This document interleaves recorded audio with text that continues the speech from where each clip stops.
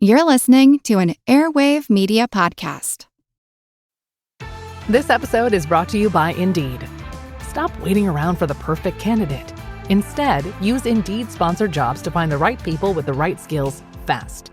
It's a simple way to make sure your listing is the first candidates see. According to Indeed data, sponsored jobs have 4 times more applicants than non-sponsored jobs. So go build your dream team today with Indeed. Get a $75 sponsored job credit at Indeed.com/podcast. Terms and conditions apply. This episode is brought to you by Redfin. You're listening to a podcast, which means you're probably multitasking. Maybe even scrolling home listings on Redfin, saving homes without expecting to get them. But Redfin isn't just built for endless browsing. It's built to help you find and own a home. With agents who close twice as many deals, when you find the one, you've got a real shot at getting it. Get started at redfin.com. Own the dream. This episode is brought to you by our Patreon members. Thank you so much. And if you're not a member, consider joining. Members get extra episodes just for Patreon subscribers, and all our episodes ad-free. Membership starts at just $2 a month. Go to patreon.com/ancienthistoryfangirl for more info. And as always, thanks for listening. In that sweet country, I'll rest my weapon.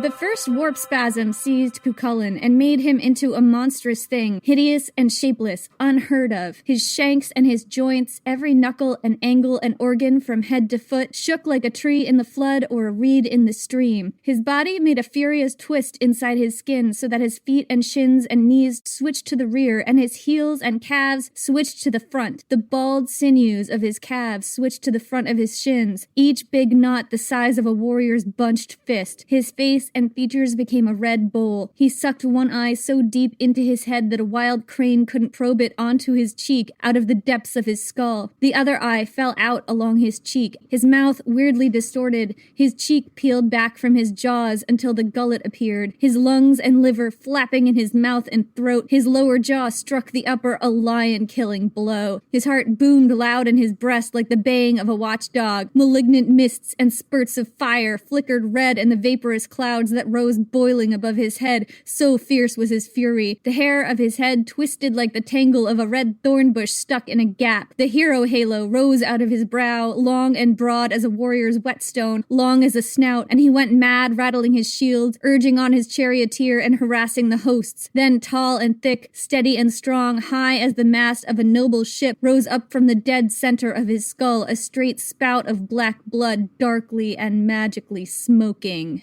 I'm Jenny Williamson. And I'm Jen McMenemy, and this is Ancient History Fangirl. So that quote is from the Thomas Kinsella translation of the Táin, or the Cattle Raid of Cooley from the Ulster cycle. It's one of a series of about 80 folktales that are iconic to Ireland. So this episode, I don't know how to explain this episode, Jen. It's a mythology episode! It is! It's a mythology episode! We told the story of the first half of Caesar's life and career, and then hit the part where Caesar goes to Gaul, and then got kind of wrapped around the axle over how most of what we know about the Gallic Wars comes from Caesar's commentaries and the problems we had with telling the story from the point of view of the victor. So we decided to let the Gauls speak for themselves through indirect evidence, archaeology, other ancient writers who visited them as chroniclers and not conquerors, and myths and law codes that come down to us today from other Celtic societies. All of these sources are imperfect. The ancient chroniclers are outsiders, usually Greek and Roman, who bring their own prejudices to their writing. The archaeology tells us only an incomplete picture that's open to misinterpretation, and the myths we have are generally not from Gaul. They're from other places like Ireland or Scotland or Wales or England. And they were written down centuries after the Gallic Wars by Christian scribes. You're looking at stories that can't be reliably dated to a specific time or place of pre-Romanized Gaul. They're a millennia after the fact, geographically distant, and sometimes viewed through a Christian lens. Even so, we look at this story, the cattle raid and the Ulster cycle, and we see a tantalizing glimmer of ancient Gaul. And that's why we wanted to tell this particular story to you. As we've said before, the story we're about to tell you is Irish mythology. It was written down for the first time, I think around the 1100s AD by Irish Christian scribes in the Old Irish language. But it's most likely from a much older pre-Christian oral tradition that existed in Ireland for a long time before that, maybe for centuries. The Ulster cycle is important to Irish and Celtic identity today. And like we said, it's very Irish. The place names are Irish. The language is Irish. Some characters are based on real people from ancient Irish history. We do not negate its Irishness, and we don't want to negate its Irishness. That is certainly not our intention. A story with a history as long as this one has will naturally gain meaning and grow in meaning to the people who tell it at all points in history, and those meanings are completely valid. So why are we telling you an Irish story in an episode about the Gauls in the middle of the Julius Caesar arc? Why, Jenny? Says the red-headed, green-eyed girl named McMenemy, whose Irish clan also is named Cassane.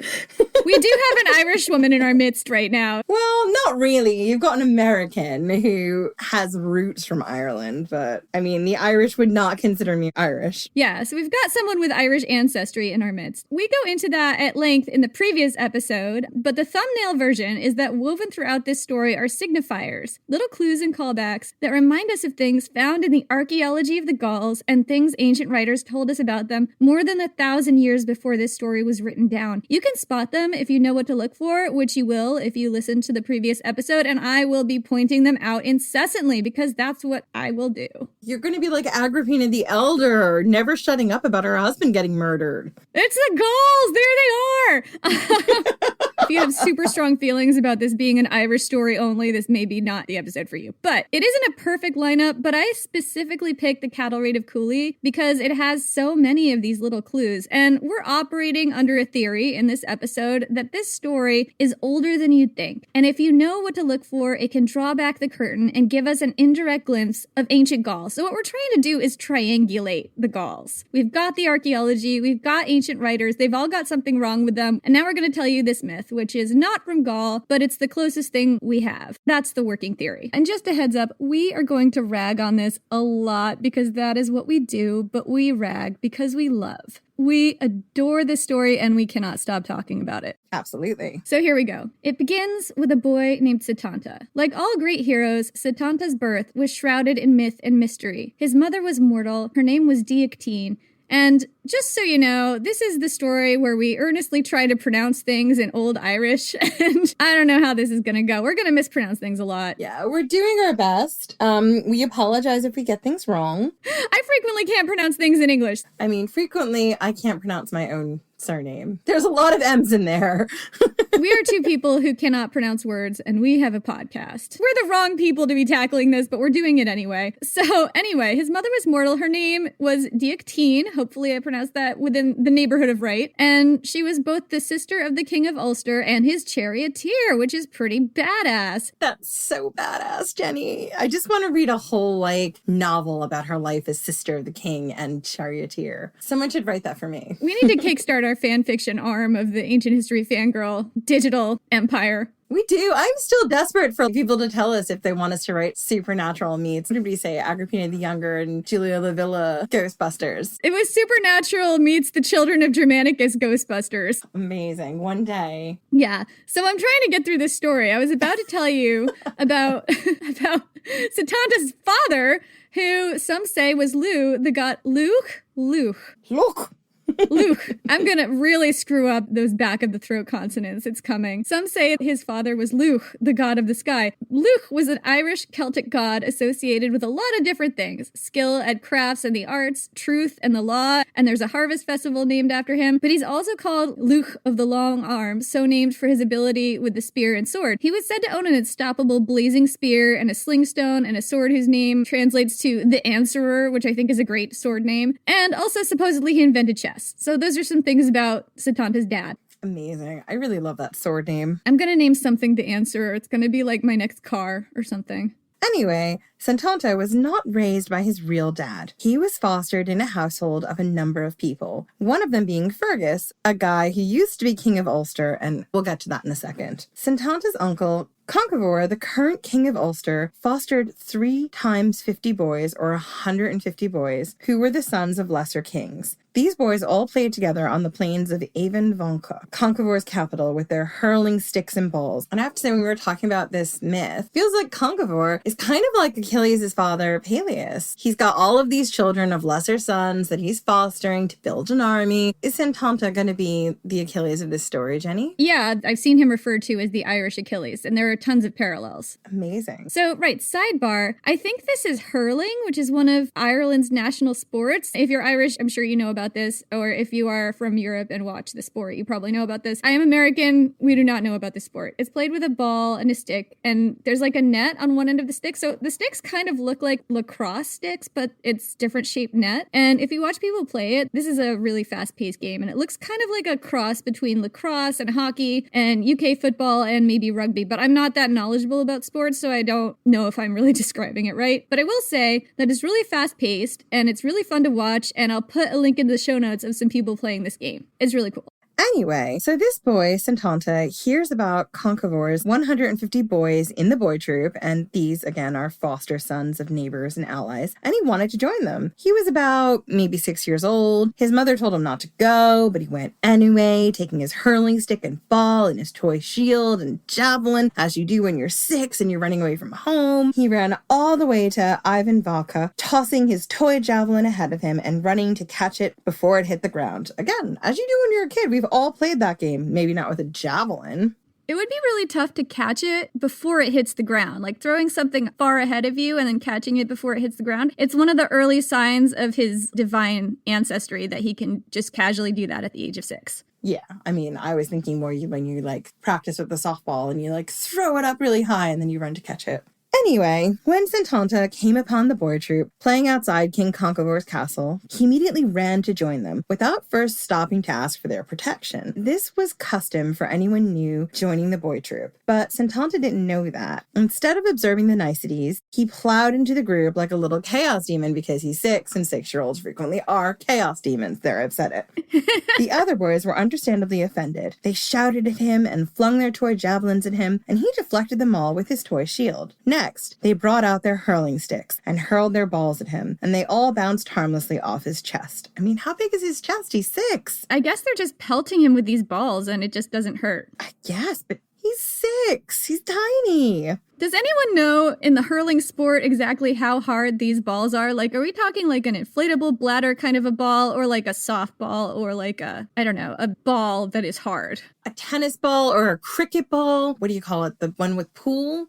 Like a pool ball? This could be really, really painful, or it could be not that big of a deal depending on what kind of ball this is. If you know about hurling, let us know if it would hurt to be hit with 150 hurling balls at one time. I'm pretty sure it would. I knew a girl at work who played hurling, and I think she had bruises sometimes from getting hit. Oh, well, then it's probably going to suck. Except Santanta he's the son of Lu, the sky god, so I guess he's fine. He's fine. Then the boys threw their hurling sticks at him, and Santanta dodged every one 3 times 50. And then, quote, the warp spasm overtook him. This is the Thomas Kinsella version, and I love this. He calls it a warp spasm. Wait. Warp spasm. Jen just went into a warp spasm. I can see it from here.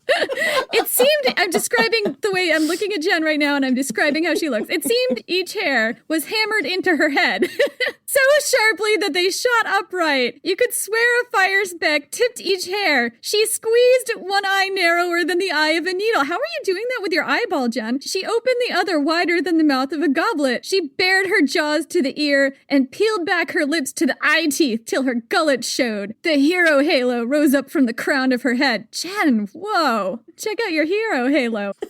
I mean, I feel like I get off on the wrong side. I'm an embuza, I warp spasm, I've got a leg of ass and a leg of brass.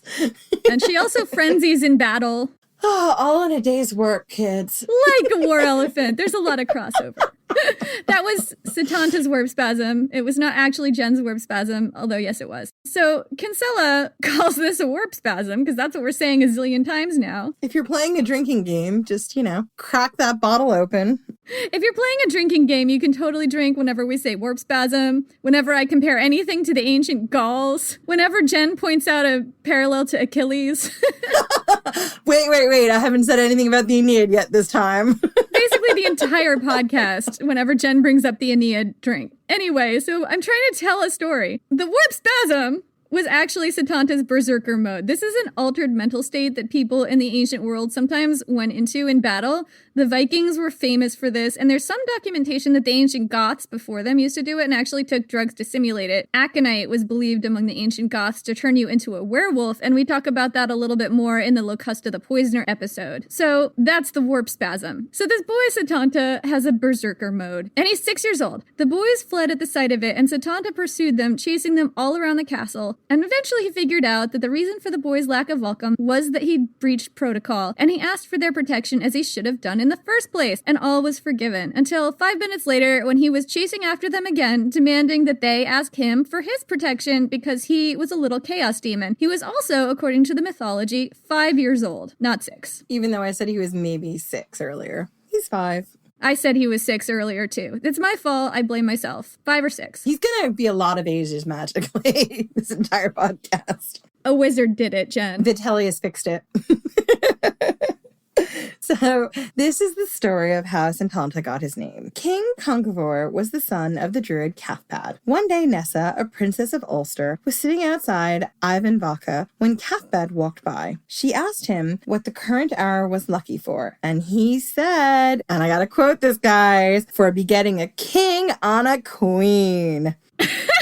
He swore up and down that this was true. Oh man, Cathbad, I don't know. Oh, Cathbad, you are very, very bad. And Cathbad said that a boy conceived in this hour would be famous throughout Ireland. Nessa, since she saw no other men nearby, had sex with Cathbad right then and there and got pregnant. No, this is like the worst pickup line ever. Cathbad is he's like the OG pickup artist. I'm deeply disappointed that this worked, but I side-eye this entire story. The baby gestated for 3 years and 3 months, which I can't, being pregnant for 3 years and 3 months, oh God. When she finally gave birth, she named the boy Conchobar and gave him to be raised by Cathbad. Totally sick of this child at this point. Yeah, and also hopefully not to learn the same crappy pickup line. When Conchobar was 7 years old, the king of Ulster at the time, Fergus, asked Nessa to be his wife, and she said she would, only if he would allow her son to be king for a year, so his own kids could claim a royal lineage. I guess the assumption is that her kids with Fergus would inherit the throne, but her other child that she had with Cathbad, it would be nice if he could also be king in a way. Just for a minute and then not. Totally. Thing is, she promised Fergus that he'd still be king in name. I think she had other ideas, though. I see nothing wrong with this plan.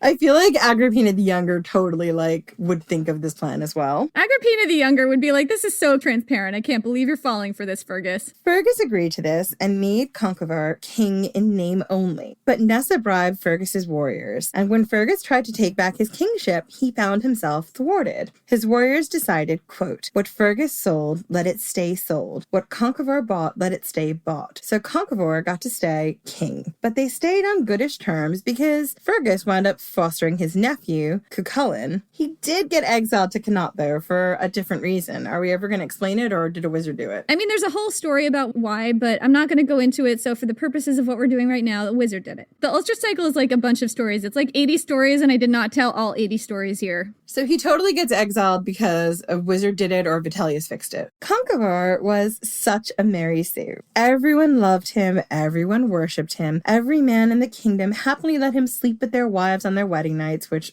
quote, so as to have him first in the family. He had a reputation for great wisdom and skill as a warrior, but the story says, quote, he never gave a judgment until it was right, for fear that it might be wrong and the crops worsen. There was no harder warrior in the world, but because he was to produce a son, they never let him near danger. Also, whenever he crashed at a friend's house, he got to sleep with the friend's wife. And at the moment, he's 7 years old? Yeah, the only thing I can think of is that the Ulster cycle basically calculates people's age in dog years. He's the uncle to Cuchulainn, but at the moment, he's 7. He's 7. Cuchulainn is 5 at the moment. Okay, so they're very close in age. I think this is actually in the past, and then he grows up, and then Cuchulainn comes along, but I might be screwing that up. Do you know what? A wizard did it. A wizard did it. A wizard is messing with the timeline. I mean, who else could? Vitellius probably could. Yeah, he'd fix that right up. So Conchivore had 3 houses. The Red Branch, where he and his warriors held court, the Twinkling Hoard, where he kept all his stuff, and the Ruddy Branch. Conchivore kept all his stuff in the Twinkling Hoard, which I just said. The javelins, the shields, and the swords. The halls glimmered with gold and silver sword hilts and elaborate scabbards and decorated javelins and shields and goblets and plates and drinking horns. This guy is totally the Hawkdorf chieftain from the last episode, Jen. This guy is totally my magpie dream. I just want to go live in the Twinkling Hoard. Jen wants to go roll around in the Twinkling Hoard. I do. For people who are of our age, if you've ever seen DuckTales, I want a Scrooge McDuck in that fortune, don't you? And if you don't know what Scrooge McDuck did, we'll put it in the show notes, but he dived and swam through his gold. So that's what you do when you go to the Twinkling Hoard. It's like a ball pit with gold instead of balls. Oh my God, yes. No, I mean, what this reminds me of is the Hallstatt culture. The ancient Celts who, they were more about getting rich than about killing each other. This was the culture before the Latin culture, so it was like the older roots of the ancient Celtic culture that stretched through the UK and through Europe and all over the place. I'm not going to ramble, but we talk about it in the previous episode. So do you think that Conchobar is part of that older culture, and when we start getting into the stuff about Cuchulainn, that's more moving into that more modern Gallic culture? Yeah, that's kind of what I'm implying, is that he feels like a relic from the Hallstatt culture. He does. Yeah, and Cuchulainn is totally La 10, and so is the rest of the warrior culture around him. Which is fascinating. It's interesting how that whole cycle has grown and mythologized around it and crystallized to show sort of an older culture and new culture together and what happens. Kind of like, wait for it, when you go from the Iliad to the Odyssey. Drink. So...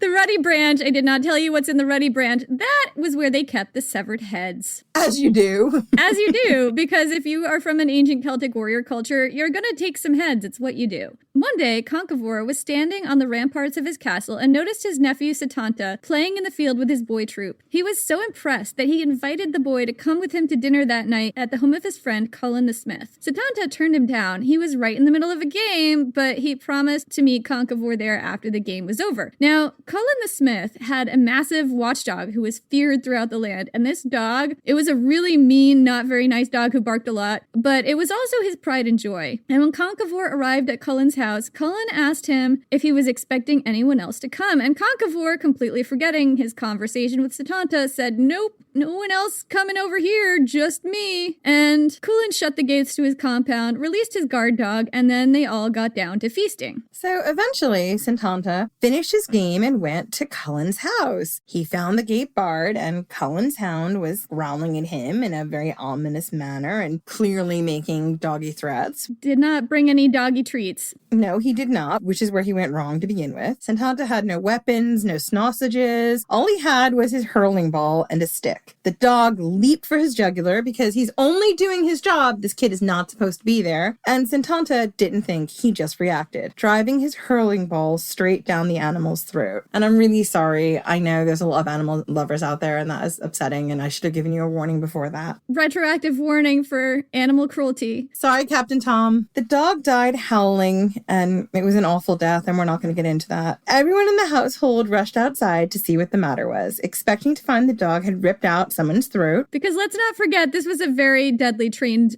killer guard dog. It was not a nice cuddly dog. No, and he was doing his job. It's his job to protect the property. Setanta is the person who's not in the right here. Instead, they found this 6-year-old boy standing unharmed over the corpse of Cullen's massive dog. Which, you know, it's good a 6-year-old isn't dead as well. Like, I don't want to come down that, like, 6-year-olds should get mauled by dogs. We don't approve of that either. We don't approve of any of this, okay? All of this is an awful misunderstanding that Conchivore really should have sorted out. Let's all blame Conchivore because it's all his fault. It's all his fault, and everyone loved him anyway, so... Nobody ever thinks it's his fault. Everyone just blames the wrong person, and he just gets away with all this crap for some reason. So Cullen was grief-stricken. Setanta swore right then and there that he would rear a new puppy from the same legendary litter to be the dog's replacement. And in the meantime, he would serve as Cullen's guard dog and guard his home from all intruders. And that's how Setanta got his new name, Cuchulainn, or Hound of Cullen.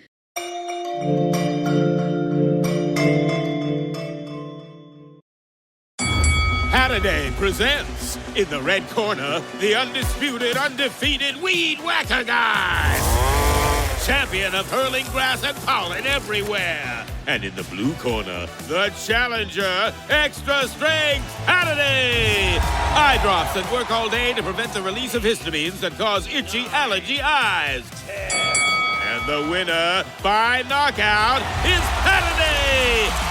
Halliday, bring it on. Is there a baby in your life who's about to start solid foods? This can be such a confusing and stressful time. As a mom of 7, I really struggled with spoon feeding my oldest baby. But once I realized that babies can safely feed themselves real, wholesome foods using the principles of baby-led weaning, feeding the rest of my babies became an actually enjoyable experience instead of something that I used to dread.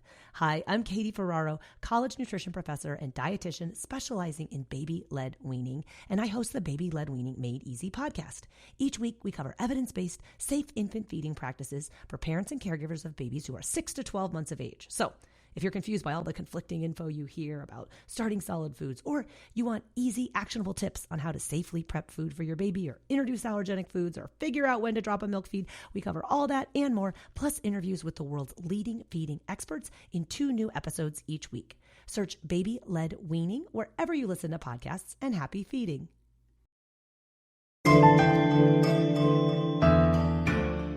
So one day, the boy, formerly known as Setanta, now known as Cuchulainn, overheard a boy ask the druid Cathbad what this day was lucky for. Oh boy, it's getting it on, isn't it? It's getting lucky, Jen. This day is lucky for getting lucky. And this is not a thing you should have to tell 6-year-old boys, but that is how Cathbad rolled. So what Cathbad actually said, quote from Thomas Kinsella, and basically every time we quote something, unless I tell you differently, it's from the Thomas Kinsella version of the Táin. He said, quote, "If a warrior took up arms for the first time that day, his name would endure in Ireland as a word signifying mighty acts, and stories about him would last forever." When Cuchulainn overheard this, he immediately went to King Conchobar and told him he was ready to take up real grown-up weapons. He was like 7 years old, in dog years. In Hound of Ulster years. Right, Hound of Ulster years. He didn't hear the last half of the prophecy, that a warrior who took up arms for the first time that day would become famous for his manly warrior deeds, but his life would be very short. Like Achilles. Drink. Conchobar gave the boy a real shield and spear, and Cuchulainn broke them just by brandishing them, because Cuchulainn is not housebroken. Don't let him in your house. Don't let him touch your stuff. He broke 14 more after that, before finally Conchobar gave him his own weapons, which totally makes no sense, and those did not break. Yeah, the thing is, he was like, just give me my own weapons. And his uncle was like, you're 7. This is all gonna pass. It's just a phase. Here's some shields and here's a spear and have fun. And Cullen was breaking it over his knee like, nah, come on. I want my own. Right, but then Conchobar had to give him his own shit because it was like the best made stuff. I think that's what was going on. Like, he had to give him the highest quality spear in the house so he wouldn't break it, and that was his own spear. Then Cuchulainn went off to find a chariot. He broke dozens of these, as you do, before Conchobar finally relented and lent him his own chariot along with his own charioteer. I mean, this just seems inadvisable. Don't let Cuchulainn borrow your stuff. I mean, the thing is, maybe just let him borrow your stuff from the beginning, because if you try and lend him inferior quality stuff, he's gonna break it and he's still gonna get your stuff. I mean, I basically only own inferior quality stuff, so... Well, me too, except for like my shiny necklaces. Right. I just basically can't let Cuchulainn in my house. He's not housebroken. And also, he has no respect for other people's things. I mean, I'm kind of like that with books. I basically tell people, like, I use books really hard and, like, read with them in the bathtub. Oh, wait, this is where we tell the funny story about how you ruined my book. Oh, right. Yeah, so I'm basically the book Cuchulainn. You are. Do not lend Jenny Williamson your books. If you lend her a book in good faith when you're on holiday together, she will bend it back, get sand in the pages, probably let the waves roll over it 3 times like they did in pirate burials. She'll just ruin your book. So if you want to lend Jenny a book, just decide in your head that you've given it to her and that's it. Or just don't lend me your books because you won't like me very much afterwards. I read books in the bathtub. I read them on the beach. I like take them all over. I drop them in a mud puddle and then read them some more once they dry out. Like, I'm not precious precious about books. Yeah, you read in a way that makes it impossible for anyone to read the book after you. I don't call it being precious. I call it like allowing other people to enjoy the book as well. I'm a full contact reader. Yeah, you are. So Cuchulain's been all kitted out, and he's got his chariot, and he rides off, raring for a fight, and of course, he finds one. He ran into his warp spasm and slaughtered 3 brothers who'd boasted of killing more Ulstermen than were alive today. Then, he turned his chariot around and raced like the wind back to Ivan Vaca. The watchers on the castle walls saw Cuchulain bearing down on the castle in the grip of his warp spasm, with 3 bloodied heads bouncing around the floor of his chariot, which I have questions like, it says they were bouncing around on the floor, but like the speed at which they must have been bouncing up and they could see them, and I don't know. I've got hows, so many hows. A wizard did it, Jen.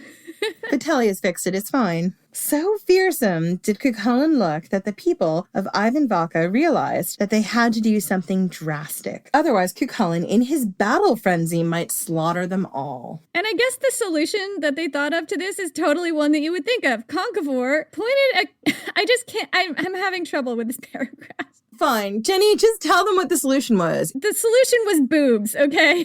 Conchofor pointed over the wall at Cuchulain and cried, "Naked women to him!" And Naked woman to him! Naked women! And that is... And all the naked women who just happened to be sitting around in the castle jumped up and ran down there and bared their boobs at him. And Mugain, Conchofor's wife, who had a nickname that meant having gorse-like pubic hair, which is just great, led them and said, quote, "These are the warriors you must contend with now." She meant her boobs. I mean, I bet they were pretty spectacular boobs. I bet they were the greatest. Cuchulain was apparently so mortified that he hid his face, and a group of warriors seized him and dragged him inside and dunked him in a cauldron of cold water to cool him off. The cauldron cracked all around him, and he was dunked in a second cauldron, and it, quote, "boiled with bubbles the size of fists." Only when he was dunked in a third cauldron of icy water did Cuchulain come back to himself. And here you see a large magical cauldron motif that repeats in other Celtic myths and also repeats in Gallic iconography and like in the graves of ancient Gauls who had giant cauldrons, which we talked about in the last episode. So Gauls, drink. Can I also just say, he's 6. Is he 7 at this point? Oh, no, 7. Sorry, he's 7. And when he gets really frenzied, he breaks cauldrons with his boiling face. Right. Don't let him in your house. Don't let him in your bathtub. If you've got boobs, just take him out. It's the only thing that can stop him, apparently. Here's the story of Cuchulain and various women. Boobs. Boobs.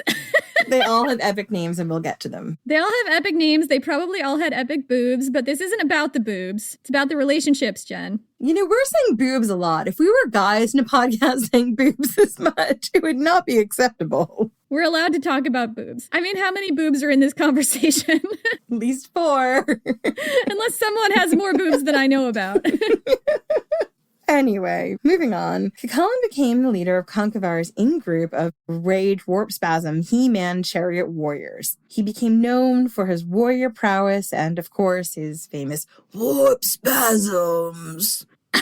and for striking down 100 men in a single blow, and, you know, stuff like that. Men wanted to be him, women wanted to sleep with him. Seriously, apparently all the women wanted to sleep with him, and no doubt some of the men did too, because when he wasn't warp spasming, Cuchulain was hot. What is that? That is the warp spasm voice. It is the warp spasm voice. I based this voice on Batman. Jen's warp spasm voice sounds suspiciously like Christian Bale. So Cuchulain is often described as small in stature with gray eyes and dark hair and a kind of melancholy demeanor, dreamy. Kind of emo. He's also described as being beardless, and people in the stories are forever underestimating him because he looks like a beardless boy, because he might be anything from 11 to 17, depending on which story we're talking about. He kind of peaks early. Well, he is a beardless boy. How old is he now? Like 10? I'm not sure, but it very much is Achilles. It's like he'll be dead quite young. There are some more interesting descriptions of him, though. Thomas Kinsella says his hair was, quote, smooth as though a cow had licked it. Hot. Is it? The thing is, Jen, he just had nice, well-kept hair with cow spit. So this is Cuchulain when he cleans up. Quote, "You would think he had 3 distinct heads of hair, brown at the base, blood red in the middle, and a crown of golden yellow. This hair was settled strikingly into 3 coils on the cleft at the back of his head. Each long, loose-flowing strand hung down in shining shining splendor over his shoulders, deep gold and beautiful and fine as a thread of gold. 100 neat red gold curls shone darkly on his neck, and his head was covered with 100 crimson threads matted with gems. He had 4 dimples in each cheek, yellow, green, crimson, and blue, and 7 bright pupils, eye jewels, in each kingly eye. Each foot had 7 toes, and each hand 7 fingers, the nails with the grip of a hawk's claw or a griffin's clench. And here is a fun fact. So ancient writers from around maybe 1,000 years before this story was written down, give or take, write about Celtic warriors putting lime in their hair to bleach and stiffen it. Diodorus in particular writes this about the Gauls, and we had this quote in the last episode, but I'm just going to give it to you again here because it's short. Diodorus tells us, quote, "They're always washing their hair in lime water, and they pull it back from the forehead to the top of the head and back to the nape of the neck. The treatment of their hair makes it so heavy and coarse that it differs in no respect from the mane of horses." And this particular paragraph that describes Cuchulain's multicolored hair and elsewhere when they talk about the warp spasm and how his hair stuck up, the thing about Cuchulain's warp spasm, where his hair stands up on his head, could be specifically referring to the practice of stiffening one's hair with lime before battle. And there's actually an old meme that says Cuchulain inspired this practice. And if that's the case, that means that this story must be really old indeed and a lot more widespread than you would think. Diodorus was writing between 90 and 30 BC. And also another interesting thing here is that lime water doesn't just stiffen your hair, it bleaches it. So if you're continually bleaching your hair and it grows out, and I know this from experience because my hair is currently bleached blonde right now, and I also have tried to dye my hair blonde using drugstore dye and lemon water and stuff, and this has happened to me before. If you're continually bleaching your hair and it grows out, you may eventually wind up with dark roots and kind of a reddish or strawberry blonde middle, depending on how dark your hair was to start with, and blasted blonde tips. And this description of Cuchulain's tricolored hair might come from that, although it's a little bit backwards in this description because I think it's lighter at the top. And I would say, like, I've got red hair, which has a lot of different things in it. So if you're putting lime water into my hair, you're going to get a ton of colors coming out. It'll be like a rainbow will come out, kind of like a red umber rainbow. So I could see how he'd have darker pieces and lighter pieces because depending on what colors were in the makeup of his hair, he could have quite a lot. But I have a real question about this, and it's about the lime water. Are limes native to Ireland? I think it's not lime like the fruit, it's like the mineral lime. Oh, okay. So one day, Cuchulain, with his amazing hair, was hanging out with all his warrior friends at Conchover's Hall, drinking from a great giant cauldron, which could hold, quote, 100 measures of coal black drink, which I want to know what that drink is, probably blood, and practicing with their weapons. This harkens back to both the Lady of Vix and the Hawkdwarf chieftain who had massive cauldrons in their graves. But what was in them? Well, in the case of the Lady of Vix, it could hold 1,500 bottles of wine. The Hawkdwarf chieftain's cauldron could hold 500 liters of mead. In fact, that was how much mead was in that cauldron when he was buried. Giant cauldrons, ubiquitous throughout Gaul. Could I have a bath in that wine cauldron? Go into a warp spasm and I might have to stuff you in there just to get you to chill out. Don't tempt me, Jenny Williamson. Maybe that was an invitation. I don't know. That sounds like a fun Saturday. Anyway, lots of famous warriors were in attendance, but Cuchulain outshone them all, and women were suddenly finding excuses to wander by. Because Cuchulain was single, and he had a banging head clef, and he was totally ready to mingle. The other warriors were getting uneasy that he might steal their wives or seduce their daughters, because, he's got a banging head cleft. He's got the head cleft. He's got the very colorful dimples. Conchover sent 9 men into every province of Ireland looking for a wife for Cuchulain. But Cuchulain already had someone in mind, Emer, the daughter of Forgal the Cunning. And one day he hopped in his chariot with his fancy chariot driver and set out to woo her, as only a guy with a head cleft and magical rainbow hair can. He found her sitting in the grass outside her father's castle, studying embroidery with her foster sisters, because she was a very, very good person who did all of the things that the Christians who were telling the story would want girls at that time to do. And he and Emer struck up a conversation in riddles. And here's how it went. Quote, Cuchulain caught sight of the girl's breasts over the top of her dress. I see a sweet country, he said. I could rest my weapon there. No man will travel this country until he has killed 100 men at every ford, from Skeeman Ford to the River Alebean. In that sweet country, I'll rest my weapon. I why. No man will travel this country until he has done the feat of the salmon leap, carrying twice his weight in gold, and struck down 3 groups of 9 men each with a single stroke, leaving the middle man of each 9 unharmed. In that sweet country, I'll rest my weapon. No man will travel this country who hasn't gone sleepless from Samhain when the summer goes to its rest, until Imbolc when the ewes are milked at spring's beginning. It is said and done. That was a beautiful, beautiful, beautiful thing. I am won over. It was, and we tease and we mean no harm with it. Anyway, so this whole flirting and riddles, right? Number one, I think Emer is really carrying the load of the flirting and riddles here. Like, Cuchulainn is basically like texting her in Tinder. Cuchulainn is one step above sending her dick pics. He's edging closer to it. He's really edging closer. He's like, I see that. I'm going to plow that. That's literally what he's saying. Gonna put my weapon in there. Which is not a great pickup line. I think he learned it from Cathbad. I also want to say, like, Emer, be careful what you wish for. Like, if you know anything about these stories, you know that he's going to do all of these things, and then you're going to be stuck with him. Just maybe, if you're trying to choose a husband, give them actual tasks that are going to tell you whether or not they're going to be a good, suitable match. Not like killing and salmon leaping and killing and... Times were tough, Jen. You need a dude who can do the salmon leap. You do, but I would also like a dude who can like balance the household bills and not get us sold into debt in Rome. Doing the dishes, picking up his socks, occasionally vacuuming. These are the warrior feats of good partner material. Anyway, after that conversation, these two were wildly in love. That's how love works. I did my warp spasm voice. If you don't love me, I don't know what to tell you. I am smitten, Jen. As you should be. I'm just over here with hard eyes right now. It's all right, warp spasm voice. She doesn't mean to hurt your feelings. I'm not. I'm serious. I love you, warp spasm voice. Anyway. You'll hurry up before I give your warp spasm voice some tasks and then live to regret it. Very true. But Emer's father disapproved of this match. Why? That's a shocker. I know.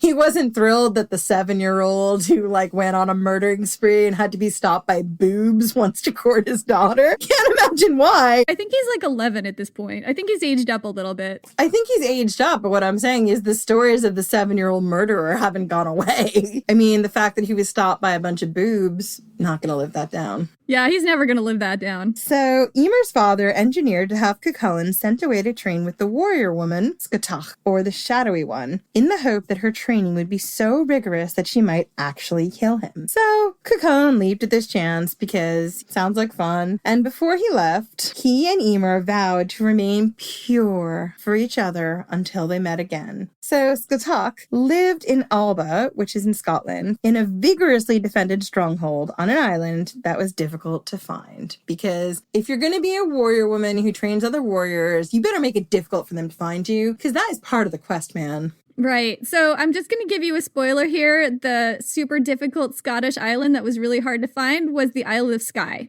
I read somewhere that you actually sent me this link, Jen. There's some ruins that are identified to be Scatach's stronghold in the Isle of Skye, and I did not go down that rabbit hole of figuring out what these ruins actually are, but I'll put a link in the show notes. Yeah, and if I ever get there, I'm going to take all the pictures. Yeah, and there was also a thing that I read somewhere. There's like a pile of things that I read somewhere that I cannot corroborate, but that sound really right. And one of those is that the Isle of Skye was actually named for Scatach. I don't know if that's true. Well, let's hope it was. And if it's not, we apologize. I might have made it up, but it sounds great.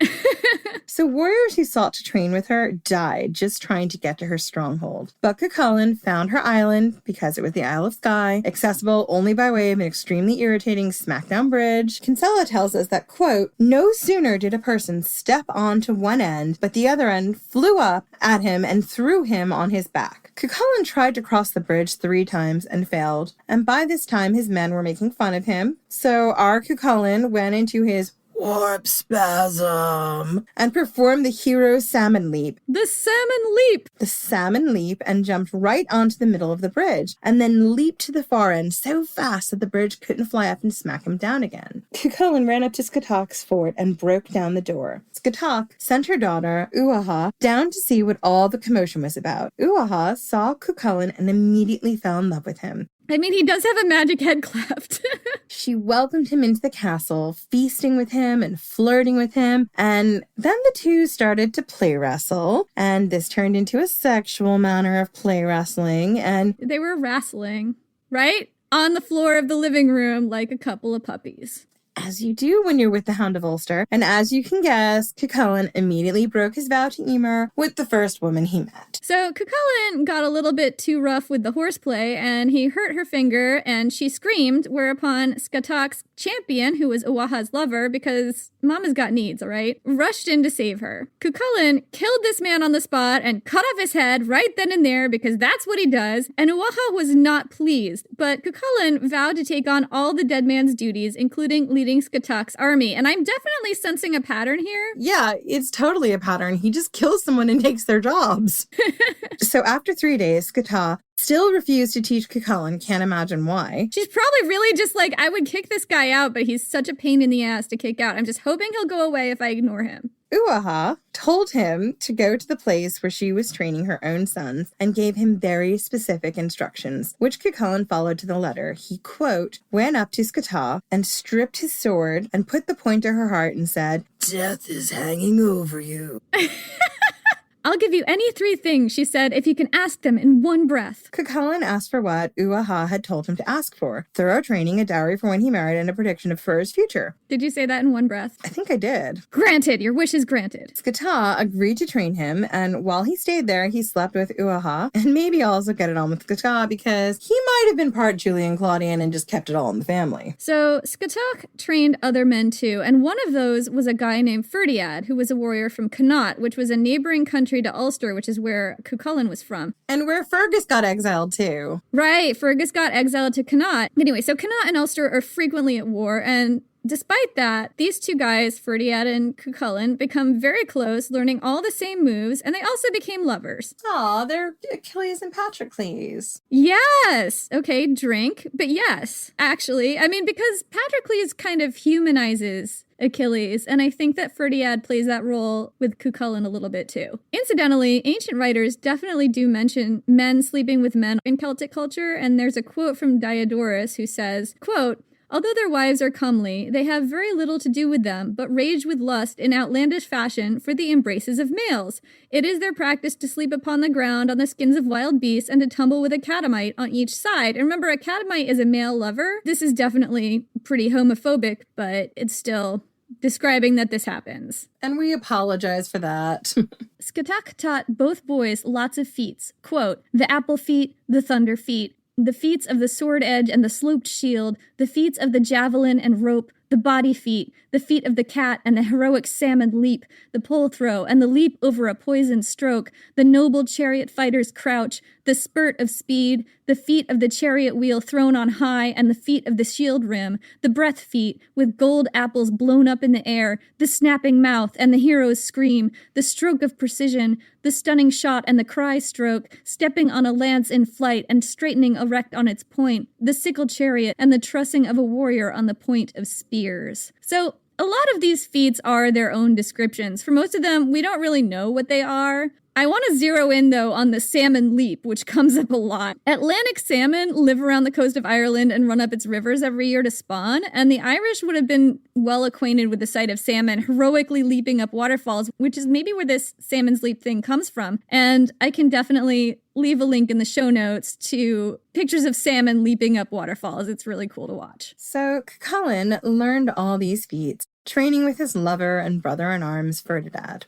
I think he was also sleeping with both Uaha and Scathach at the same time. He had like 3 different friends with benefits going on here. And also he was learning all these feats. It was just all the fun for him at this point in his life. The two learned all the same moves and often sparred together. Scathach taught one thing just to Cuchulainn, however, how to use the Gae Bolga. This was a mythic spear that broke into fragments whenever it entered an opponent's body. It had been made from the bones of a sea monster that had died fighting another sea monster, and we kind of think it was probably a mosasaur. Made from the bones of mosasaurs. Exactly, and it had to be thrown with the feet, not the hands. It was said that the Gae Bolga never missed and never failed to deliver a killing bleeding wound. Scatoch had a deadly enemy, Aoife, the chieftain of the neighboring tribe, purported to be, quote, the hardest woman warrior in the world. On the eve of battle with Aoife, Scatoch gave Cuchulainn a sleeping draught and tied him to his bed so that he wouldn't rush into battle and get killed. But it didn't work. The drought wore off and Cuchulainn broke his bonds and ran to join the battle. He cut a bloody path through Scatoch's enemies, and Aoife noticed his prowess. She challenged him to single combat. Before the combat, Cuchulainn asked Scatoch what Aoife valued most in the world. 3 things, Scatoch said: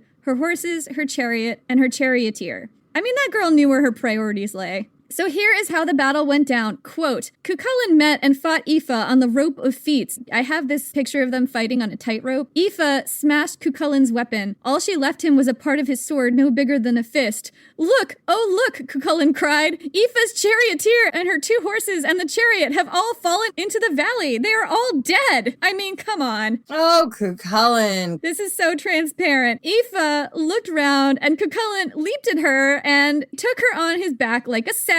Seriously? Do better. Thank you, Jen. Do better. And brought her back to his own army and held a naked sword over her. Do it, Jen. Do the voice. Grant me 3 desires. What you can ask in one breath you may have, she said. My 3 desires are hostages for Scatoch and never attack her again. Your company tonight in your own fort and bear me a son. Okay, number 1, that is 4 things. Number 2, I did not do that in one breath. You do not get what you wish for. You failed. The feat of asking for things in one breath and counting how many things you're asking for accurately. In a Batman voice is just too much for me. In the Batman voice, you have failed at that feat. Aoife was totally down for this, apparently. The 2 of them started up a steamy affair. This would be who? The 4th person that Cuchulainn was sleeping with, who is not the woman that he swore to be pure to. Maybe it's just pure means a whole different thing to Cuchulainn. I don't know. Anyway, so they had a steamy affair and Aoife got pregnant with a son. Cuchulainn gave Aoife a gold thumb ring and told her to send the boy to him in Ireland when his thumb was big enough to fit the ring.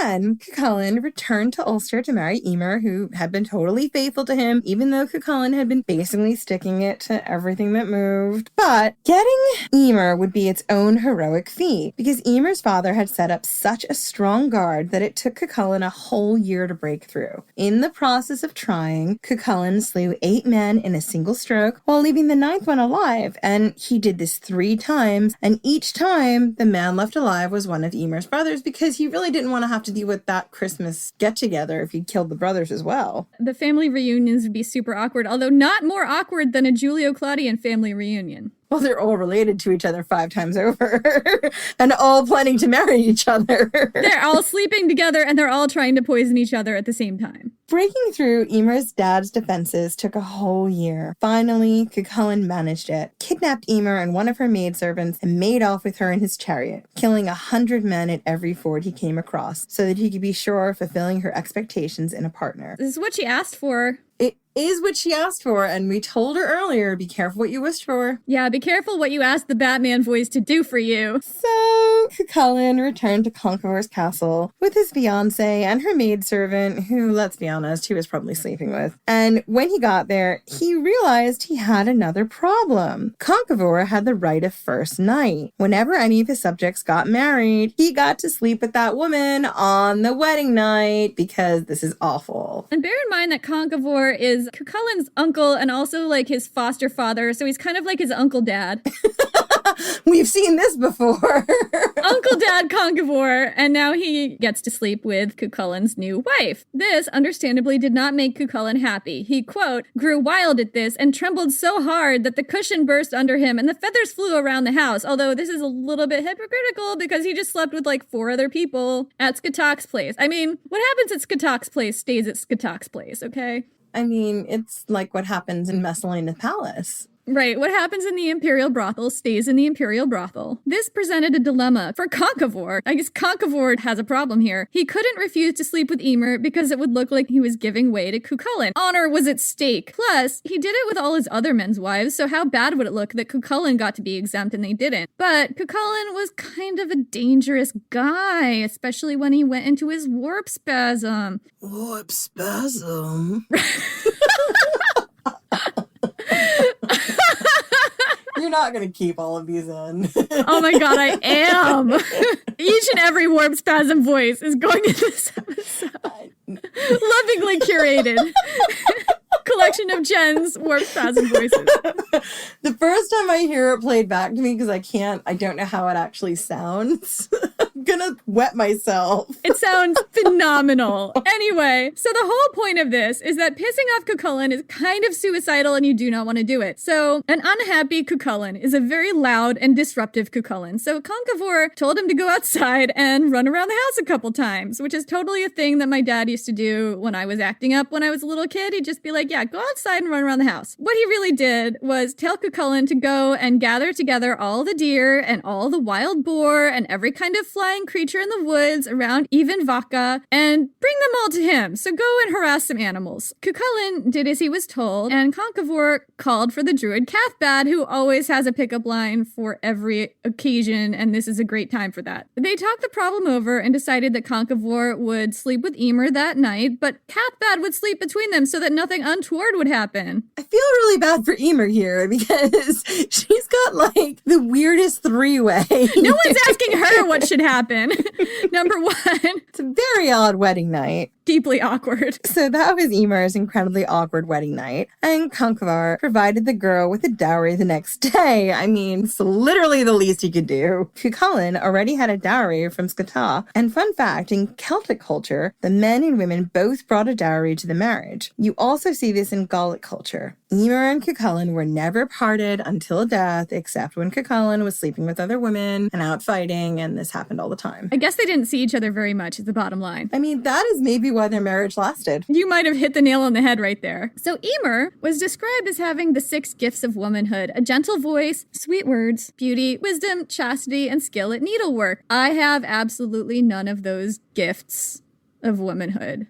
I don't either. Don't really want to either. Needlework sounds good, I mean, but other than that, I'm like, I'd like a sweet voice. I think our listeners would like that. I kind of think I sound like a sick ostrich whenever I listen to the recordings, but that's just me. I have so many thoughts about Emer, because I feel like in the Ulster cycle, a lot of the time what happens is Cuchulainn is just hounding around out there, and Emer is completely, most of the time she knows about it, and she's just completely chill because she just does not feel threatened by this at all. And I just have to roll my eyes a little bit because it's just so unequal because of course she's not allowed to sleep around. And I also question whether this picture of Emer was a later Christian invention because it kind of doesn't sound like the contemporary accounts of Celtic women.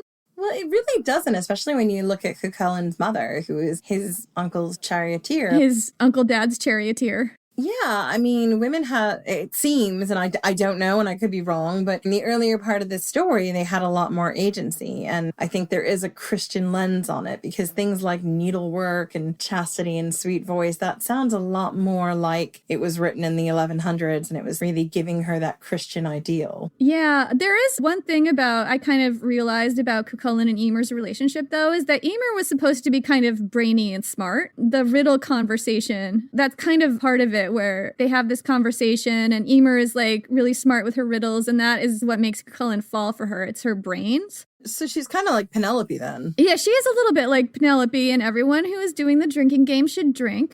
As always, I mean, it wouldn't be this podcast. You don't see him doing this a lot in this particular story that I'm telling, but in the Ulster cycle, sometimes you see Cuchulainn doing stuff like he plays chess a lot, and his father Lugh was the god of chess and stuff, so he also has this brainy side. It's kind of cool that he likes her for her mind. Yeah, which is really sweet, actually. I kind of like the idea that he is quite strategic and brainy and not just killing things all the time. He's a complicated guy, okay, Jen? He's not just a warp-spasming, head-cleft hottie. Well, I like a complicated guy, and I like his head cleft. Don't let the head cleft near you, because all of a sudden you're just going to be like, take me now, Cuchulainn. Warp spasm. It's like all of a sudden he's nudging you with his head cleft, and you're lost. I feel like this is your ghost pregnancy, not mine. I'm not getting ghost pregnant. I'm using protection around the head cleft. So there's a quote here from Diodorus, who naturally has a totally negative thing that he wants to tell you about women in Celtic society this time. He says, quote, "They feel no concern for their proper dignity. but prostitute to others without a qualm the flower of their bodies. Nor do they consider this a disgraceful thing to do, but rather when any of them is thus approached and refuses the favor offered him, this they consider an act of dishonor. He's obviously being a jerk about it, but the sense that we get here is of women who kind of get to do what they want sexually in a way that the ancient Romans do not. Queen Maeve, who we're going to meet later, may be a more older and possibly more accurate representation of what pre-Christian Celtic women might have been like. So, Cuchulainn married Emer, and across the sea in Alba, Aoife heard the news. She realized that Cuchulainn, the dog that he was, must have known this girl while he'd been with her. He'd gone to his marriage still warm from her bed, and this enraged her, and she vowed revenge. But Aoife's revenge was a dish best served cold. She raised her son, Conla, in the proud warrior tradition, teaching him every trick Cuchulainn knew. Then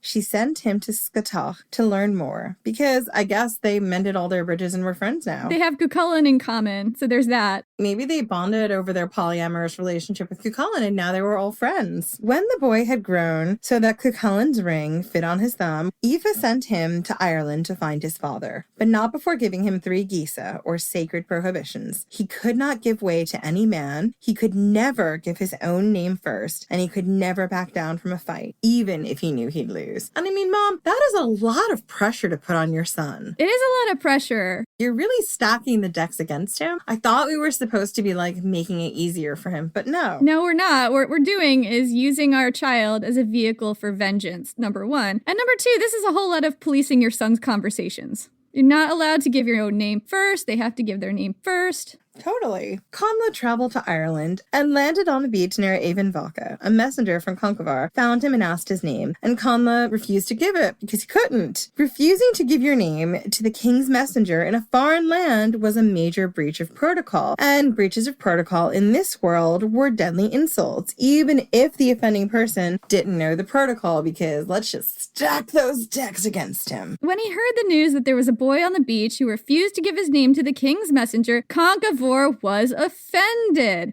The nerve of this young man, refusing to give his name to the king. So he sent his best warriors down one by one to teach this kid a lesson. And Conla beat them all one by one. So finally, Conchobar hauled out the big guns and sent down Cuchulainn. Cuchulainn went down to this beach and he saw that the offending party was just a kid. And he said, look, the only reason everyone here is being so hard on you is that you refuse to follow the protocol. Just not like Cuchulainn has ever done that himself. Give us your name and nobody has to get killed. And for Cuchulainn, this is being incredibly reasonable. This is that reasonable side of him. Emer has brought out the best in him. Yeah, because they're married now, and I think Emer is showing him another way. Conla felt a great urge to give this stranger his name. Still, he couldn't, because of his gisa, the magical prohibitions he couldn't break. So Conla explained about the gisa. He wasn't allowed to give his name first. He asked Cuchulainn if he might not agree to back down from the fight instead. And of course Cuchulainn couldn't do that.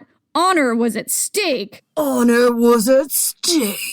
Thank you, Jen. His king's honor was at stake. And everyone was watching from the castle walls. If he backed down from a fight right now in front of everyone, he would never live it down. And so they fought. It was the hardest fight of Cuchulainn's life. This nameless boy knew every one of his tricks and saw his every move coming almost before he made it. It was kind of like magic. For perhaps the first time in his life, Cuchulainn thought he might lose. But then he whoop spasmed and seized up his guy Bolka. The moment Conla saw Cuchulainn's whoop spasm, he realized that this must be his father, and he deliberately pulled his spear throw, but Cuchulainn did not pull his throw. He thrust his spear into the enemy's guts, disemboweling him. And Conla, standing with his guts around his feet, raised his hand to show his father the thumb ring he'd left with his mother all that time ago. Cuchulainn was struck with grief. He ran to his son and put his arms around him, carefully lowering him to the ground. Both of them wept and cursed Aoife, who'd set the whole thing up. And then Cuchulainn called to the heroes of the Red Branch to come down and give their names to his son. And they did, one by one, and Conla embraced each man before he died. Conchivore was worried that Cuchulain's grief might drive him mad and that he'd turn on his own friends in a rage. To prevent that, the druid Cathbad cast a spell on Cuchulain. If he wanted revenge, he should take it out on the waves in the Strand. So for 3 days and 3 nights, Cuchulain fought the waves until he fell down exhausted. It's just so heartbreaking. It just kind of shows the extremes that this honor-bound warrior culture forced people to. Neither one of them could back down from a fight, and that put them both in a really bad situation. I have to say this, though, like, Conna, you had a piece of jewelry. Just flash up that thumb ring, man. Just be like, yo, can't give you my name, but I can show you my ring. Yeah, I definitely think that the timing was everything with the whole thumb ring situation. Could have changed the whole outcome, but no. But no, that's not how tragic stories work. I mean, there is a hole in that plot, and I'm just going to go ahead and say that a wizard did it. Cathbad did it. Let's blame Cathbad.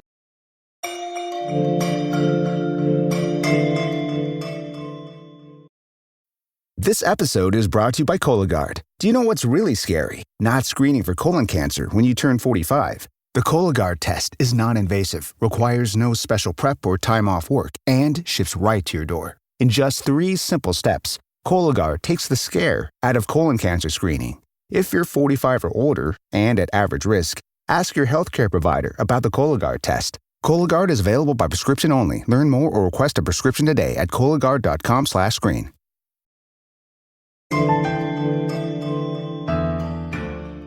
So our next, I think it's our final story, is the cattle raid. So the cattle raid is what this has all been building up to. I know. The kingdom of Ulster had a deadly enemy, the neighboring kingdom of Connaught. This country was ruled by a king and queen, Ailill and Maeve. Queen Maeve was a formidable woman, beautiful, wealthy, a ferocious war leader, and sexually promiscuous. Sounds like our kind of girl. Yeah, she's actually pretty badass. Her name is derived from the Proto-Celtic word for mead, and it may mean mead woman. Yeah, and it might also mean one who intoxicates. That's an amazing name. It was said that she needed 30 men to satisfy her in bed. I mean, this is sounding very Messalina-esque, guys. It's just a data point. 30 men. It's a very specific data point, though. Her husband, Ailill, was much younger than her and was distantly related. He'd been sent by his parents to be raised by Maeve and her first husband. He grew up to be a skilled warrior. He was a foster son. Yeah, and he later became Maeve's lover because cougar. Because that is how Maeve rolls, okay? Exactly, and when Maeve's husband found out, he tried to send Ailill away, but Maeve refused to let him go. Because Mama's got needs, honey. Mama needs her biscuit. And then Maeve's husband challenged Ailill to single combat and lost. So Ailill became Maeve's next husband and the king of Connaught. And I think it's really interesting here that that line is matrilineal and not patrilineal. The ruling of the land stays with Maeve, not her husband. Yeah, that is really interesting, isn't it? So one day, Maeve and Ailill got talking about which one of them had come to the marriage with more wealth. And of course, because this was the ancient world, things got completely out of hand. Honor was at stake. Honor was at stake. Thank you, Warp Spasm voice. Suddenly, each of them was pulling out all of their belongings, from their jewels and golden plates and precious stones, right down to the wash buckets. And it turned out that they were actually pretty much equal. Except for one thing. Ailill had a prize bull, and Maeve didn't. This bull, Finnebach by name, had actually once belonged to Maeve, but had refused to belong to a woman. So he'd wandered over to Ailill's herd because toxic masculinity, even among the livestock. Maeve sent messengers throughout the land to find a woke feminist prize bull to outshine her husband's red pill douchebag bull. As you bloody well do. Right, because thank you, I agree. It turned out the bull she wanted was an Ulster. It was owned by a man named Dair, who I'm probably mispronouncing, and Maeve sent messengers with this offer. All he had to do was loan the bull to her for a year. He didn't even have to give it to her, just loan it to her. And she'd pay him 50 yearling heifers, a chariot worth 21 bondmaids, which is super specific. I mean, how much is a bondmaid as a unit of currency? I don't know. And quote,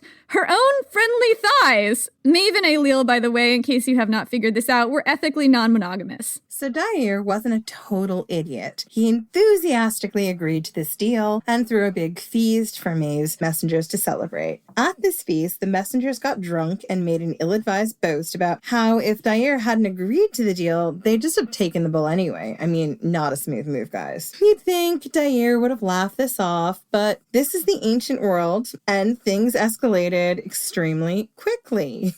Once again, honor was at stake. Honor was at stake. This is the best episode we've ever done. Dair was suddenly forced to prove his honor by insisting the messengers couldn't have taken that bull. No one could have taken that bull without permission. That bull didn't go anywhere without his say-so, and that, in fact, the entire army of Connaught could not take that bull if he didn't want to give it. Just forget about the friendly thighs. Just forget about it. And furthermore, now the deal was off, and they could just try and take it if they wanted it so bad. Just bring it. So Queen Maeve heard the deal was off, and she decided to go there herself and have a reasonable conversation with Dair like an adult.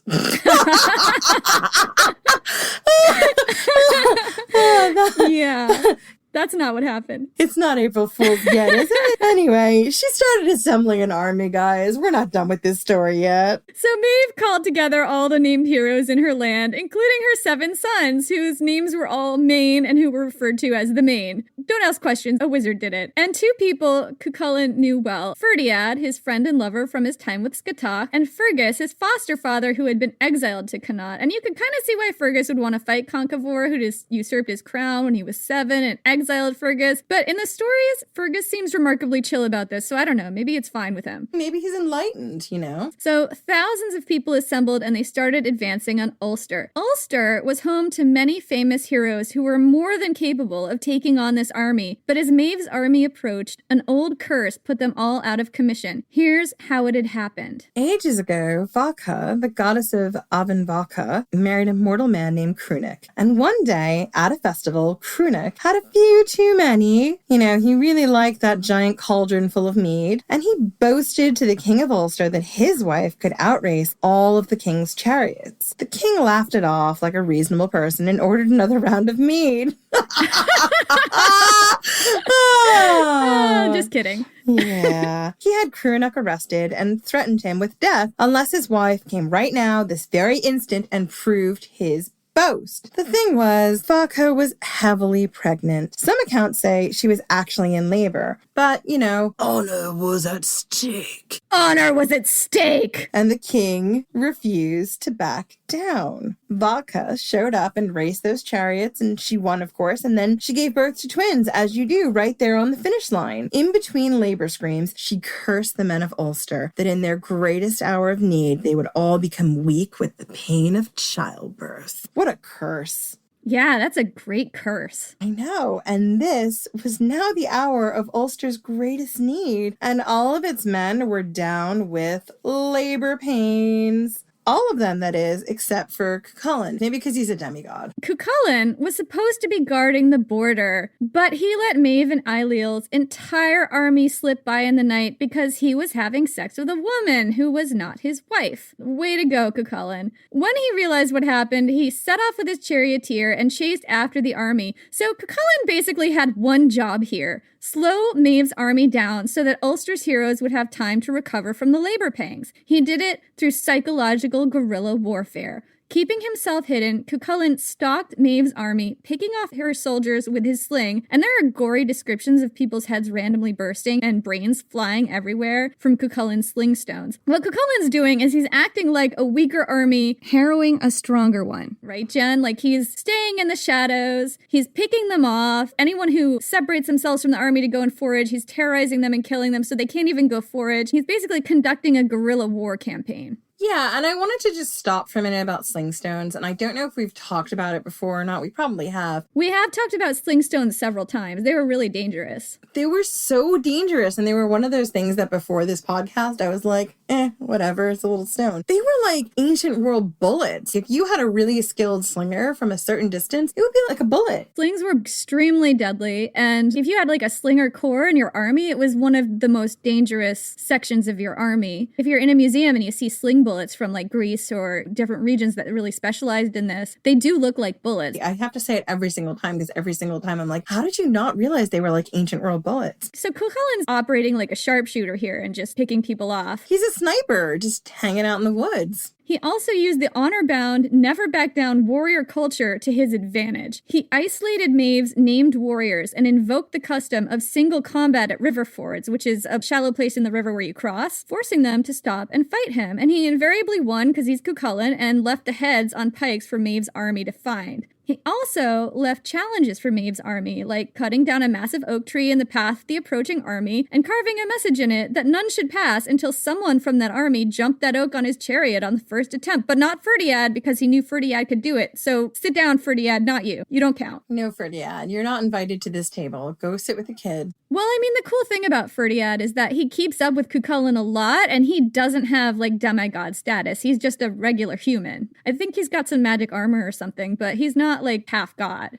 No wonder Cuchulainn is like, just sit down and don't do it, because he might outshine me. Yeah. So anyway, none of Maeve's famous heroes could stand to back down from a challenge, so the entire army had to stop and pitch camp while they all attempted to leap the oak tree in their chariots. 30 horses were killed and 30 chariots smashed before someone finally leaped over the oak tree, and it was Fergus, Cuchulainn's foster dad. Of course it was. At this point, the men in Maeve's army were freaked out, and rightly so. They kept coming upon the heads of men that Cuchulainn was impaling on pikes and spears, and heads had been exploded with sling stones, and they were named heroes, and they were more than a match for anyone. They shouldn't have been dying so easily. Only Ferdiad and Fergus recognized what was going on. They regaled Maeve, Ailill, and anyone within earshot with the tales of Cuchulainn's heroic boyhood, adding to the general anxiety, because if you didn't think that he was bad now, let me tell you about the 7-year-old and the 3 heads in the chariot, and the boobs. And all the shit he broke. One day, Queen Maeve rebuked her warriors, demanding to know why they weren't chasing after this pestering demon who was killing you all. She sent a large group after Cuchulainn, hoping to ambush him and sidestep the rules of honorable combat. Meanwhile, Cuchulainn was wandering through the woods, looking for more ways to terrorize Maeve's army, when he came upon the stranger. This is nuts, he thought. What's an Ulsterman doing here so close to the invading army?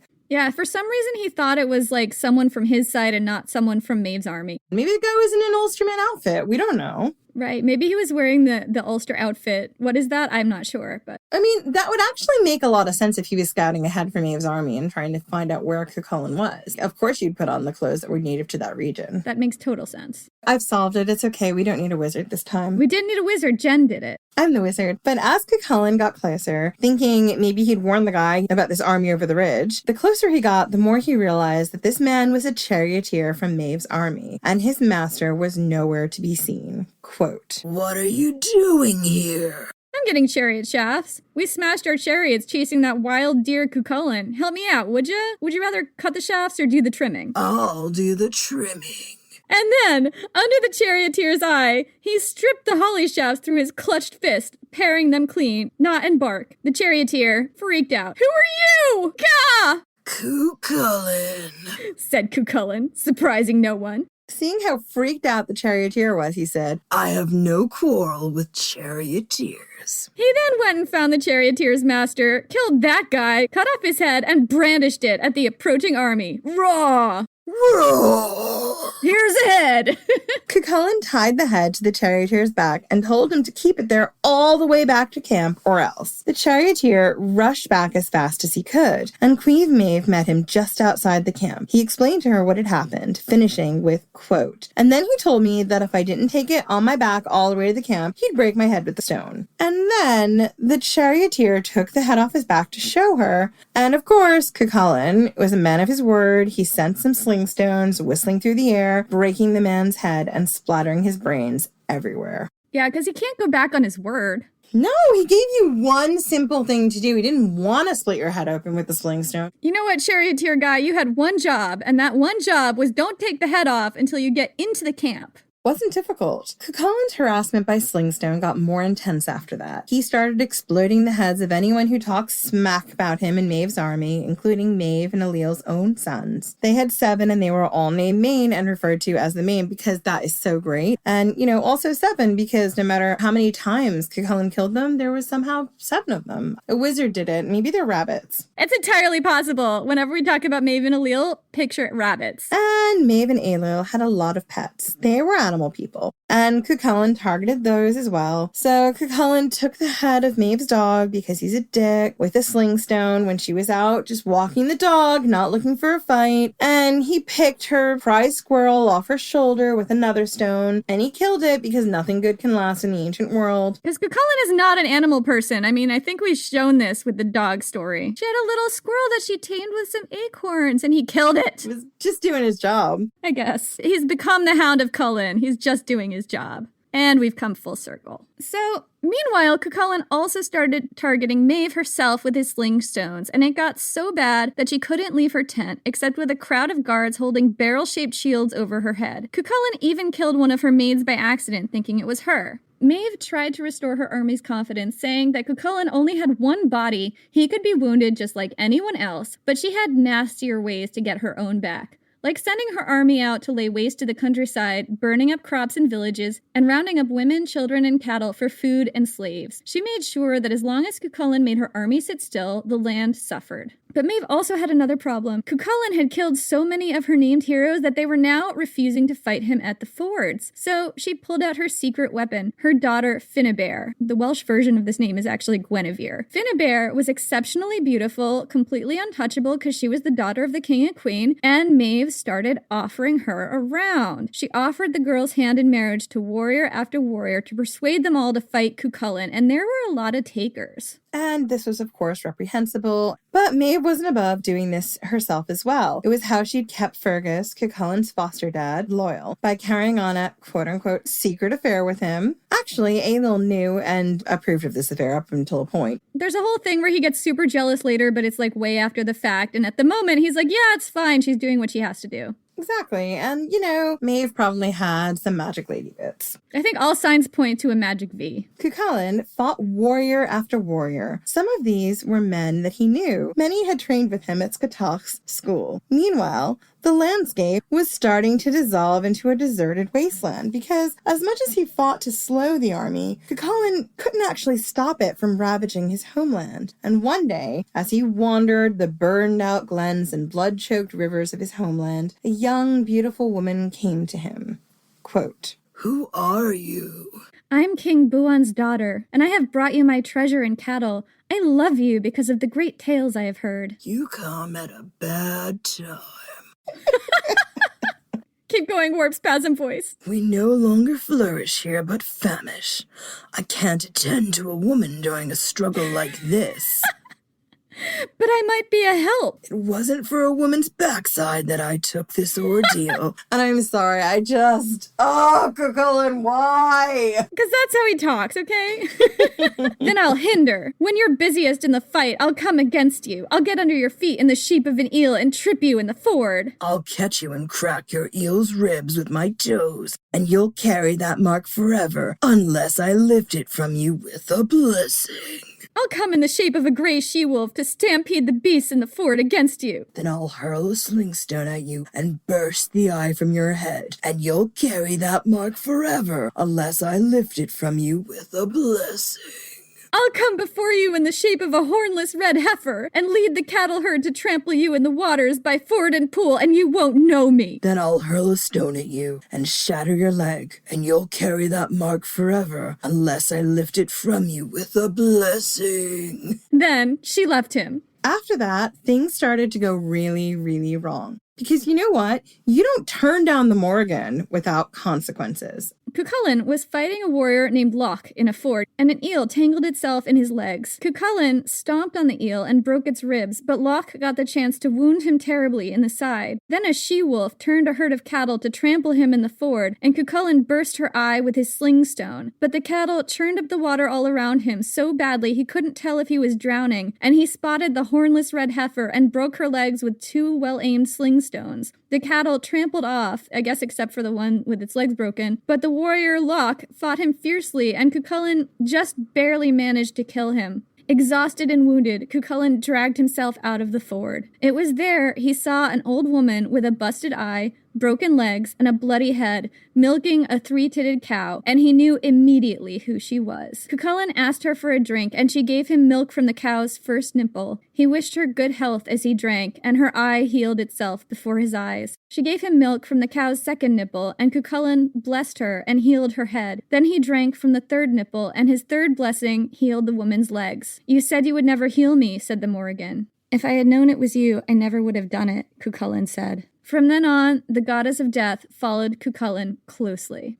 The Morrigan is actually a super interesting figure in Irish mythology. She's associated with war and death and prophecy, especially prophecy that has to do with death and doom. So you're sensing a theme here. Yes! I love her so much. Doom and death and doom! She's sometimes visually associated with crows, which makes sense because crows do show up to scavenge after a battle. I bet those ancient battlefields had a lot of crows and vultures on them. I bet it was like a really spooky environment. Yeah, I bet anytime you saw like a large murder of crows, because that's what a group of crows is called, you would be like, stay away from that area. Something bad must have happened there. She's also sometimes depicted washing the blood-drenched clothes of those destined to die in battle. So if you see the Morrigan washing your blood-stained shirt in a river, that is a sign that things are about to go really south for you personally. She and Vaka are sometimes believed to be the same goddess, and she's also associated with banshees. Makes sense, because banshees are supposed to like cry out when, is it the hour of your death or around when you're going to die or a loved one's going to die, you can hear their calls. Yeah, it's a scream of impending doom, I think. I think so. Not 100% on banshees. So the rules of honorable combat were starting to break down. Maeve asked for a truce and a meeting. Cuchulainn granted it, and then she set up an ambush. He fought his way out of it, of course. Over and over, Maeve sent hundreds of men against him at once, abandoning the rules of honorable single combat, and he slew them all. Then she sent her daughter Finnebere, promising him that he could have the girl if he would back off. A double cross was, of course, planned. Cuchulainn cut off Finnebere's hair and thrust a pillar stone under her clothes, and there's a whole thing about a dwarf who he wound up killing who was with her or something. It's a whole weird story. I don't really understand what's happening here, but she wasn't physically hurt except her hair was cut. Maeve's people retrieved her, and no truces were offered or accepted after that. It was night. Cuchulainn was snatching a few minutes of rest in the burned-out glens on the smoking earth when a man approached.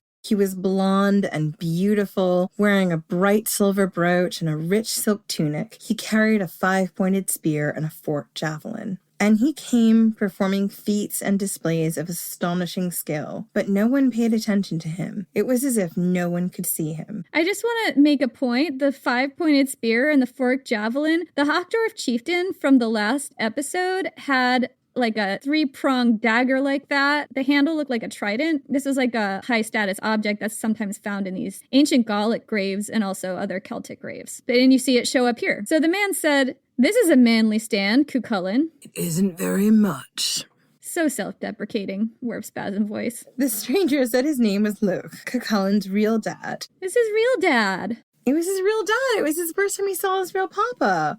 Such a real dad moment. I know. He saw that Cuchulainn's wounds were heavy, and he promised to buy him the time to rest. For 3 days and 3 nights, Cuchulainn slept by a grave mound, and it was the first time he'd slept from Samhain when the summer goes to its rest, until Imbolc when the ewes are milked at spring's beginning. Quote, "Unless against his spear for an instant after the middle of the day, with head on fist and fist on spear, and the spear against his knee." I just love that one quote because it's so realistic. I could just imagine any warrior in any army sleeping like that. So while Cuchulainn was sleeping, the men of Ulster were still incapacitated with labor pains. It was down to Ulster's boy troop. They came streaming out of Avon Vaka to defend their country, fighting heroically with toy javelins and shields and balls and hurley sticks. They managed to delay the Connaught host for 3 days before all but one was slaughtered. The boy troop, Jen! Boy troop! When Cuchulainn awoke and heard that the boys had died, he flew into a rage. It was his worst warp spasm yet, with his face deformed and his body twisted and a fiery cloud rising out of his skull. The monstrous Cuchulainn leaped into his chariot and rose up after Maeve's army. It was a great carnage. Quote, He mowed down great ramparts of his enemies' corpses, circling completely around the armies 3 times, attacking them in hatred. They fell soul to soul and neck to headless neck. So dense was the destruction. He left a bed of them 6 deep in a great circuit, the souls of 3 to the necks of 3 in a ring around the camp. This slaughter was given the name of the sixfold slaughter. Cuchulainn slew an unaccountable horde of dogs and horses, women and children, and rabble of all kinds. Not 1 man in 3 escaped without his thigh bone or head or eye being smashed or without some blemish for the rest of his life. And when the battle was over, Cuchulainn left without a scratch or a stain on himself, his charioteer, or either of his horses. You know what this reminds me of, Jen? The previous episode, do you remember that archaeological site where it was like this sort of weird trench or area where there were all these bones of different people who'd been killed, like animals and people, and none of them had any heads? Mm-hmm.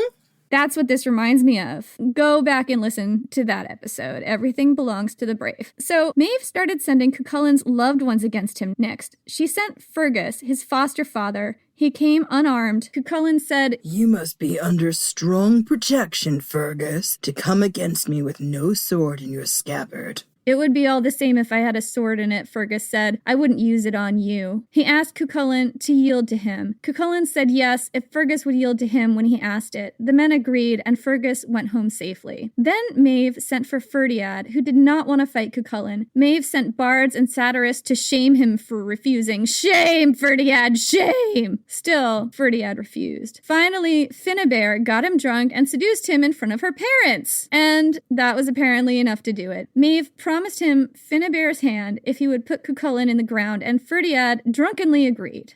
Of all the warriors in Maeve's army, Ferdiad was the closest to a match for Cuchulainn. He knew every move Cuchulainn knew, and he wore unbreakable armor. The 2 men met at a ford and started off the battle alternately, threatening to murder each other and begging the other to back down. Neither one wanted this fight, but neither one could turn away from it. Cuchulainn's homeland was at stake. For Ferdiad, what was at stake was his honor and position in society. And then, both of them utterly wrenched with grief and rage, they got to fighting. Their first moves were the feats Skatoch had taught them, the apple feat, the thunder feat, the feats of the sword edge and the slope shield, the feats of the javelin and rope, the salmon leap, the snapping mouth, and the hero's scream, stepping on a lance in flight and straightening erect on its point. But neither could beat the other. They fought with spears and they fought with swords. They fought on foot and from chariots. For 2 days the battle raged, and at night the 2 kissed and embraced and tended each other's wounds. Only on the last night did they not sleep by the same fire, because they both knew that one of them would not walk away the next day. When dawn came, they met at the river for the last time, and here's how it went. Quote, "They fought together so closely that their heads touched at the top and their feet at the bottom and their hands in the middle around the edges and knobs of their shields. So closely they fought that their shields split and burst from rim to belly. So closely they fought that their spears bent and collapsed, worn out from the tips to the rivets. So closely they fought that their shield rims and sword hilts and spear shafts screamed like demons and devils and goblins of the glen and fiends of the air. So closely they fought that they drove the river off its course and out of its bed,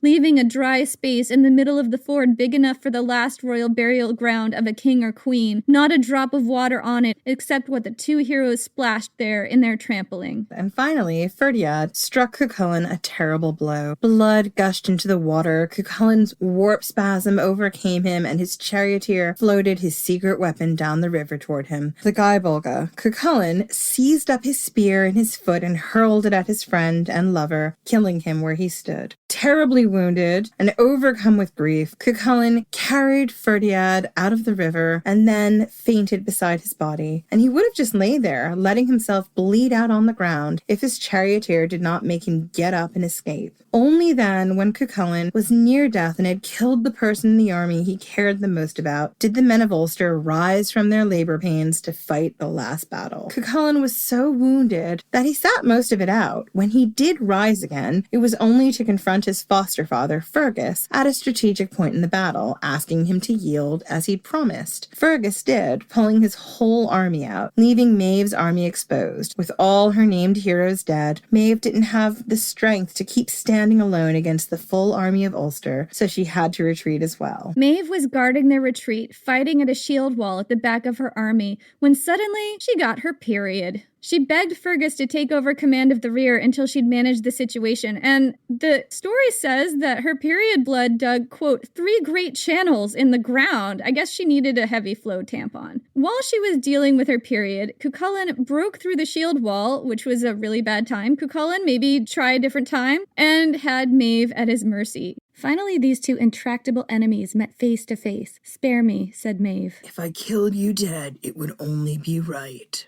But he didn't kill her because Cuchulainn refused to kill women all of a sudden, which surprised everybody. That was how the cattle raid ended. Maeve had lost a lot, many of her sons, hundreds of great heroes, and her daughter, Finnebere. Finnebere's story was particularly tragic because, desperate for allies, Maeve had promised the girl to just about everyone, right and left. Finally, Finnebere got to choose Rashad, a Connaught warrior she'd loved for a long time from a distance. Rashad had switched sides to go fight for Cuchulainn.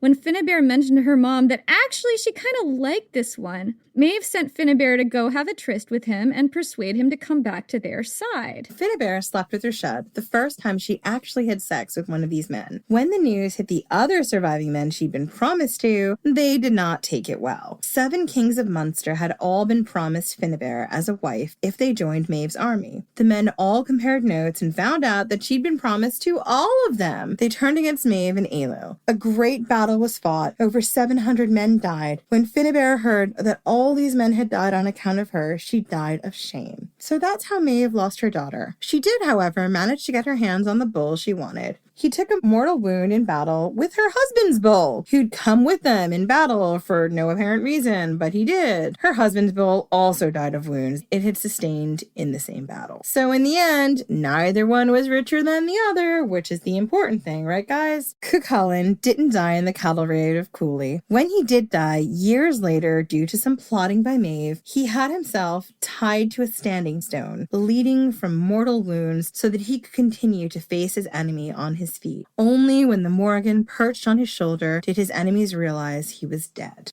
The cattle raid of Cooley might be a mythic tale, but at the core of it is something real, the way war debases people. As the meat grinder of this conflict churns on, both Cuchulainn and Maeve stoop lower and lower. Maeve to trickery, Cuchulainn to increasing brutality. The honor code breaks down. The hero is forced to turn his mythic strength against women, children, and people he loves in order to protect his homeland. Through Cuchulainn's story, we learn more about the Celts of Northern Ireland, but we can also just maybe catch a glimpse of the Gauls. It's not just possible, it's likely, because so much of Cuchulainn's story is corroborated in the archaeology of ancient Gaul and the accounts of ancient Greek and Roman writers. So there's so much here, Jen. I mean, the headhunting. There's so much headhunting in Gallic archaeology and also in this story. Yeah, and the boasting and the storytelling. Yeah, the single combat and the stratified warrior culture. The chariots and the swords and weaponry. And the gold and the blink. Oh, such magpie want. I know. And the giant cauldrons filled with wine or mead and the drinking horns. Yeah, you saw that in the Huckdorf chieftain's grave. And the hero's portion. The hero's portion is a big one. I don't think there was a hero's portion in this section, but we told a story about the hero's portion in the last episode. And definitely the raiding.